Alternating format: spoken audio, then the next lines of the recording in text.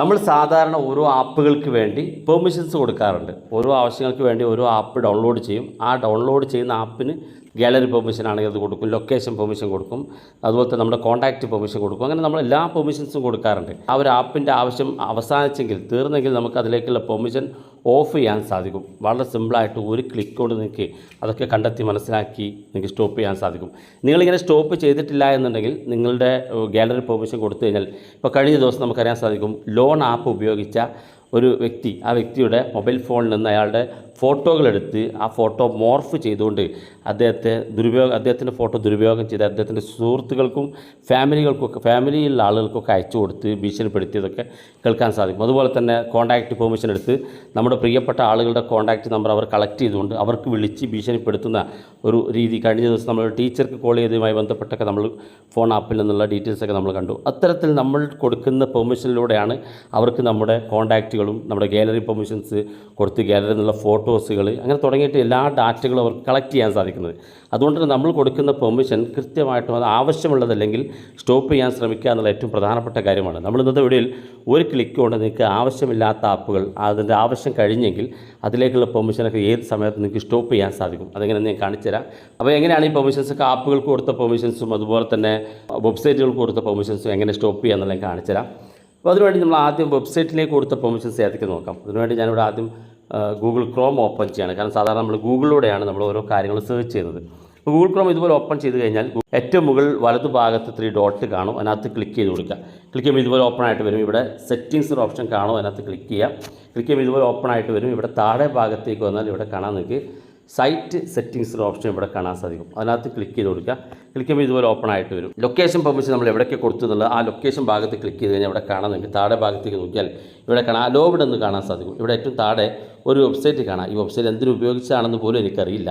ആ ഒരു വെബ്സൈറ്റ് ഇവിടെ ഞാൻ പെർമിഷൻ കൊടുത്തതായിട്ട് കാണാൻ സാധിക്കും. ഇവിടെ അവസാനം കാണുന്ന 3 ഡോട്ട് ക്ലിക്ക് ചെയ്ത് ഇവിടെ റിമൂവ് എന്നുള്ള ഭാഗത്ത് ക്ലിക്ക് ചെയ്ത് കൊടുത്തു കഴിഞ്ഞാൽ ആ പെർമിഷൻ നമ്മൾ ലൊക്കേഷൻ പെർമിഷൻ നമുക്ക് സ്റ്റോപ്പ് ചെയ്യാൻ സാധിക്കും. അതുപോലെ തന്നെ ക്യാമറയുടെ പെർമിഷൻ വളരെ പ്രധാനപ്പെട്ടതാണ്.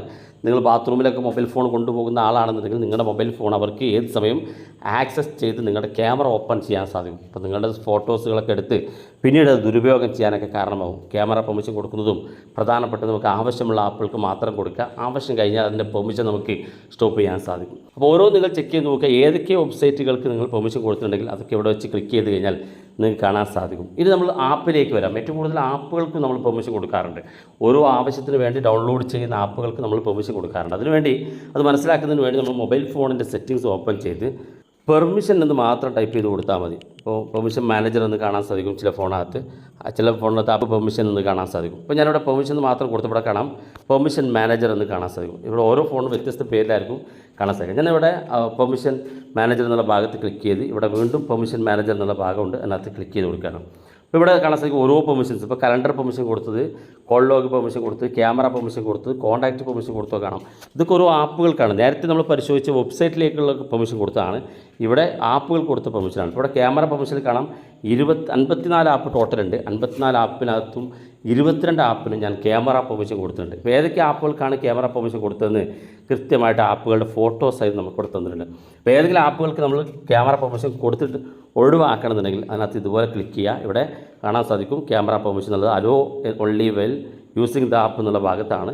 ഇവിടെ ഏറ്റവും താഴെ കാണുന്ന ഭാഗത്ത് ഡോണ്ട് അലോ എന്നുള്ള ഭാഗത്ത് സെലക്ട് ചെയ്ത് കൊടുക്കുക. നമ്മൾ ഓഫ് ചെയ്ത് കൊടുത്തു കഴിഞ്ഞാൽ ഒരു പ്രശ്നമില്ല. നമുക്ക് ആ ഒരു ആപ്പ് പിന്നീട് എപ്പോഴാണ് ഉപയോഗിക്കുന്നത് ആ ഒരു ആപ്പ് നമ്മൾ ഓപ്പൺ ചെയ്യുമ്പോൾ അവർ പെർമിഷൻ ചോദിക്കും, ജസ്റ്റ് കൊടുക്കുക. ആവശ്യം കഴിഞ്ഞ ശേഷം ഇതുപോലെ വന്ന് ഇതങ്ങ് ക്ലോസ് ചെയ്ത് കൊടുത്താൽ മതി. കോൺടാക്റ്റ് പെർമിഷൻ കൊടുത്ത് കാണാം 46 ആപ്പിൽ നിന്ന് 28 ആപ്പിനും കോൺടാക്റ്റ് പെർമിഷൻ കൊടുത്ത് കാണാൻ സാധിക്കും. ലൊക്കേഷൻ പെർമിഷൻ അതുപോലെ തന്നെ ഇതൊക്കെ നമ്മൾ കൊടുത്തതാണ്. നിങ്ങൾ ഓരോന്നും ക്ലിക്ക് ചെയ്ത് നിങ്ങൾ സ്ഥിരമായി ഉപയോഗിക്കാത്ത എപ്പോഴെങ്കിലും ഉപയോഗിക്കുന്ന ആപ്പുകളാണെങ്കിൽ അത്തരത്തിൽ പെർമിഷൻസ് കൊടുത്തിട്ടുണ്ടെങ്കിൽ സ്റ്റോപ്പ് ചെയ്യുക. കാരണം നമുക്കത് എപ്പോഴെങ്കിലും മതി. അപ്പോൾ നിങ്ങൾ സ്ഥിരമായി ഉപയോഗിക്കുന്ന ആപ്പാണെങ്കിൽ പെർമിഷൻ നിർബന്ധമാണെങ്കിൽ മാത്രം നിങ്ങൾ ക്ലോസ് ചെയ്ത് നോക്കുക. ആപ്പ് മുന്നോട്ട് പോകുന്നില്ലെങ്കിൽ മാത്രം കൊടുക്കുക. അല്ലാത്ത ആപ്പുകൾക്ക് നിങ്ങൾ കൊടുക്കാതിരിക്കുക. അപ്പോൾ ഈ കാര്യം കൂടി പ്രത്യേകം ശ്രദ്ധിക്കുക. വളരെ ഇമ്പോർട്ടൻ്റ് ആയിട്ട് നിങ്ങൾക്ക് അറിഞ്ഞു വെക്കേണ്ടതാണ്.